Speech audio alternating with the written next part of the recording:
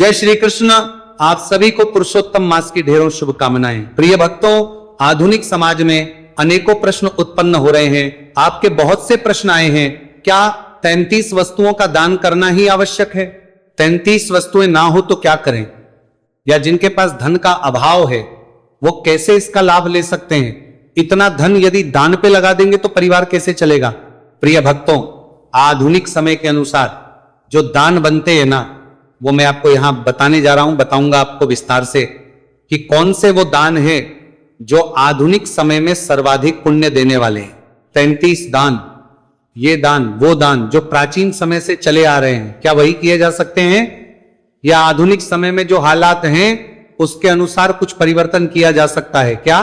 तो जो आधुनिक समय की आवश्यकता है ना, जिनको आप बड़े आसानी से कर सकते हैं, ऐसे दान बताऊंगा जिन पे धन खर्च नहीं होता, जो बिना धन के ही किए जा सकते हैं, ऐसे दान बताऊंगा। और ये दान उतने ही पुण्य देने वाले हैं जितना 33 वस्तुओं का दान करने वाला है। इसीलिए वीडियो को अंत तक देखिए, ध्यान से सुनिए। बड़े काम की जानकारियां हैं जो इससे पहले शायद आपने नहीं सुनी होंगी, नहीं देखी होंगी। ऐसे ऐसे दान बताऊंगा जिनमें धन का 1 रुपया खर्च नहीं होता, पर वो दान उतने ही पुण्य देने वाले हैं जितने की अन्य धन से जो दान किए जाते हैं।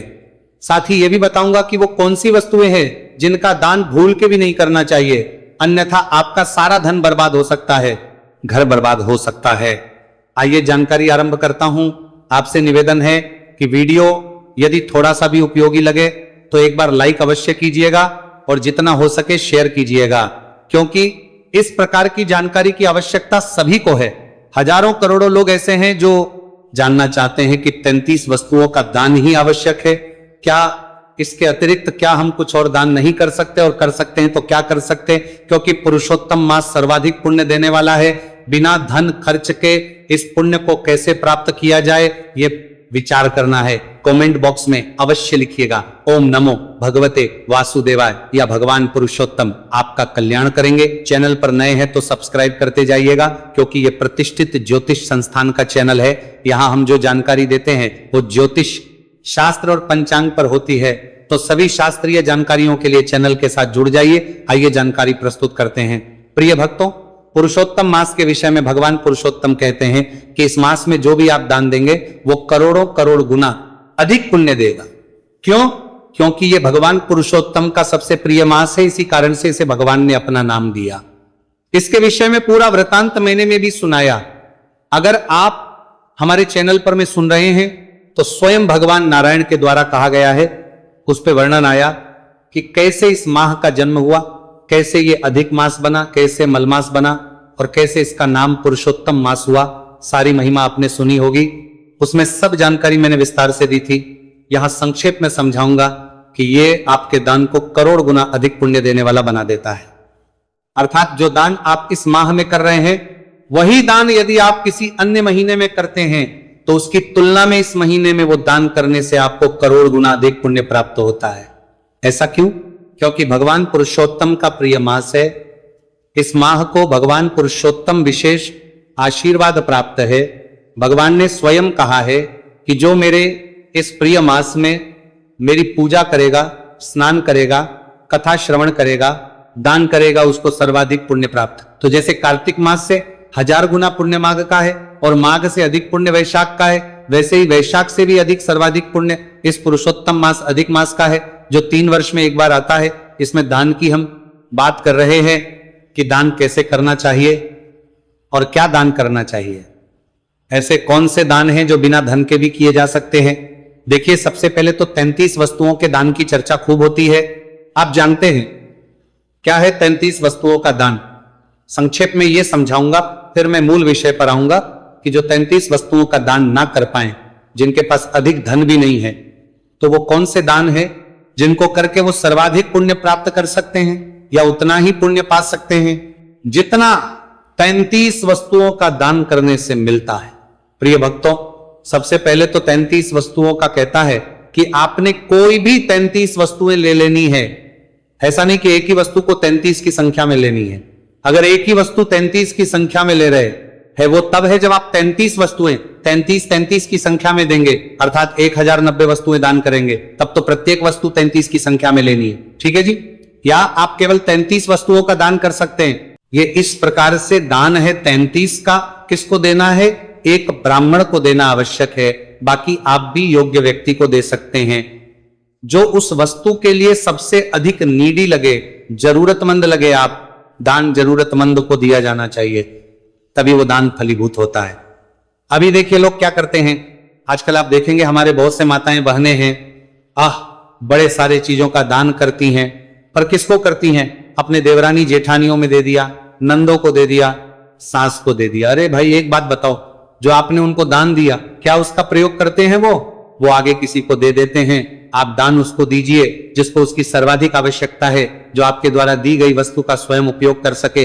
ऐसे किसी को दान दिया जाए तो वो सर्वाधिक कल्याणकारी होता है। ऐसे को नहीं कि उसके पास पहले 50 हैं, एक आपने और दान दे दिया, वो भी उसने पेटी में डाल दिया, आगे कभी जरूरत पड़ी तो किसी और को दे देंगे।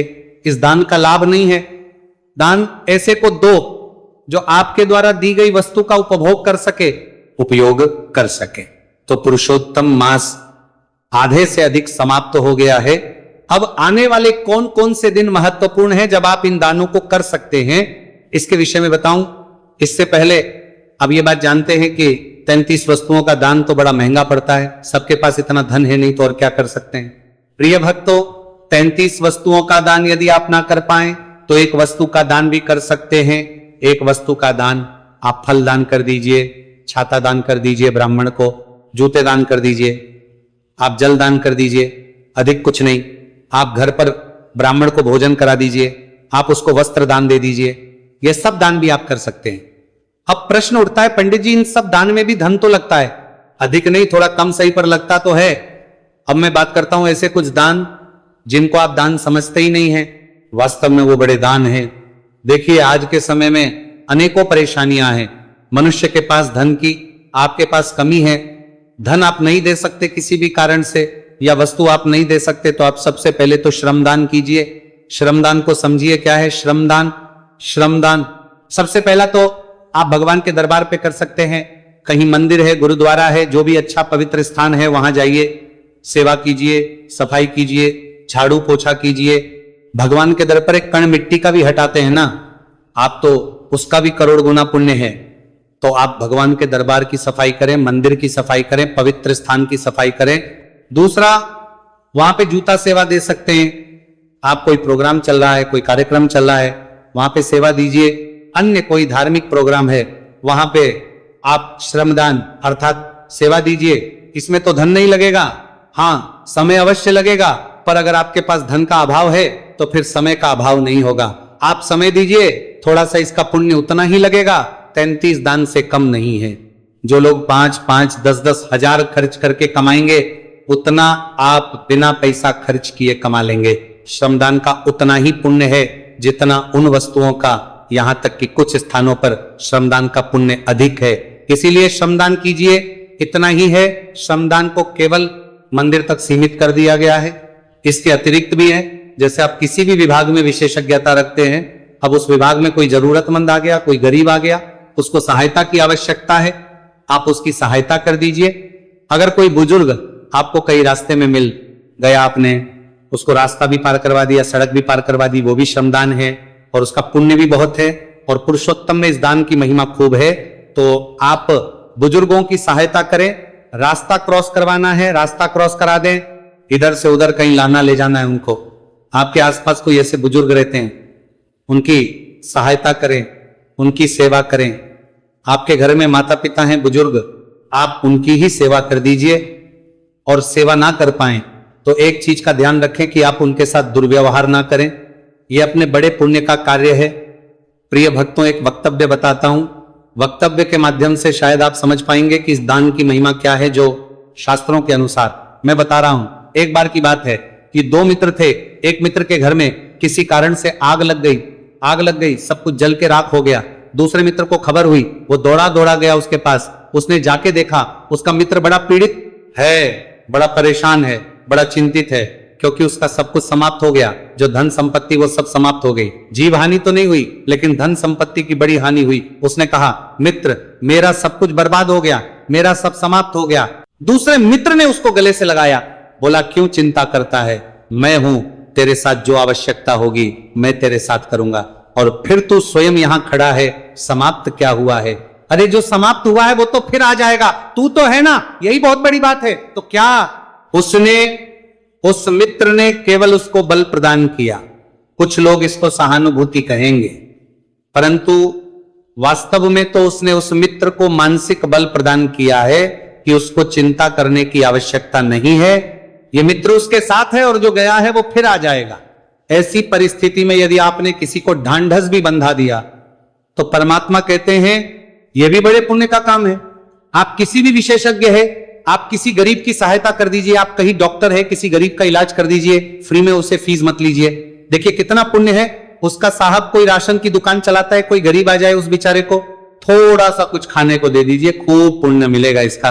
कहीं कोई रो रहा है किसी चिंता के कारण, किसी परेशानी के कारण, आप केवल इतना कह दीजिए क्या हो गया भाई, क्या चिंता है, बताओ, उसकी चिंता को सुन लीजिए और सुन के उसको इतनी सी सांत्वना दे दीजिए कि कोई बात नहीं, हिम्मत रख, हम तुम्हारे साथ हैं, सब अच्छा हो जाएगा। इतना कर देना मात्र भी पुण्य प्रदान करता है। देव बंधुओं करिए। तो सही सदकर्म जिसे कहते हैं ना, कि सदकर्म का पुण्य बहुत है।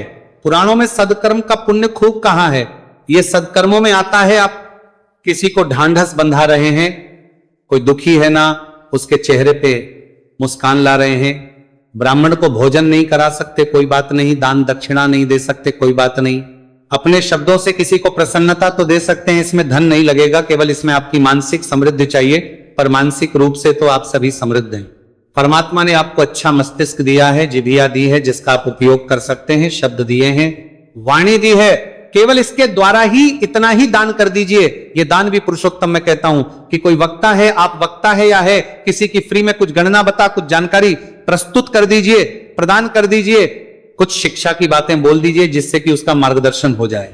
यह भी अपने आप में बड़ा दान है। जो मार्गदर्शक का कार्य करता है वह श्रेष्ठ पुण्य कमाता है। प्रिय दर्शकों, इतना तो कर सकते हैं। अरे आप किसी को रास्ता दिखा दीजिए, अच्छा भाई ये परेशानी चल रही है, अरे आप ऐसा करो, पुरुषोत्तम मास चल रहा है, भगवान नारायण के नाम की पूजा कर लो, नारायण का नाम जप लो, नारायण की कथा सुन लो, विष्णु शास्त्र नाम का पाठ कर लो, संकट कट जाएंगे। करेगा आपने राह दिखाई, इसका भी पुण्य खूब है।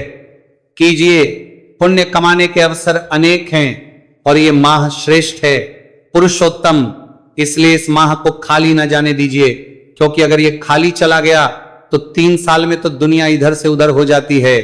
प्रिय दर्शकों, इसीलिए ये अवसर बार बार नहीं आता, इसका खूब लाभ लीजिए।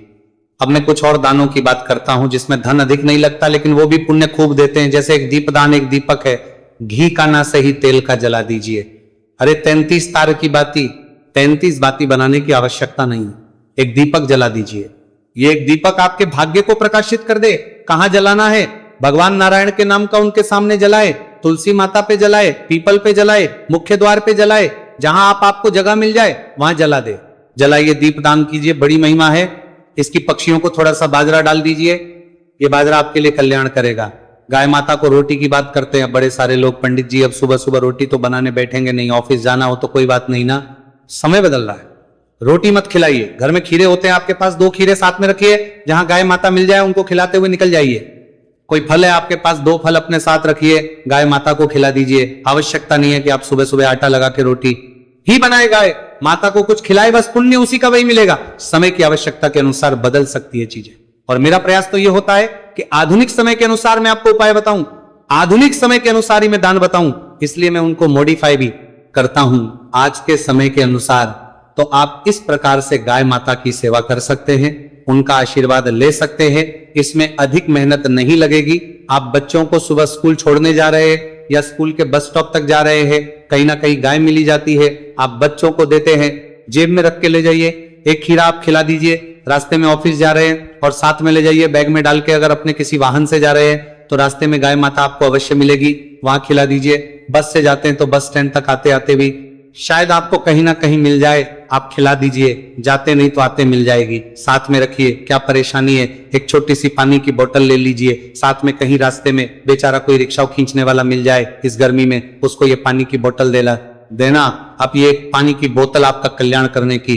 तो ऐसी अनेक को दान है जो बहुत पुण्य देते हैं। 33 दान ना कर पाए तो ये दान करे पुण्य का है। बस इस माह का खूब लाभ लीजिए। जानकारी कैसी लगी कमेंट बॉक्स में लिख के अवश्य बताइएगा और चैनल पर नए हैं तो सब्सक्राइब करते जाइएगा। भगवान नारायण सब पर कृपा करें। हरे कृष्ण।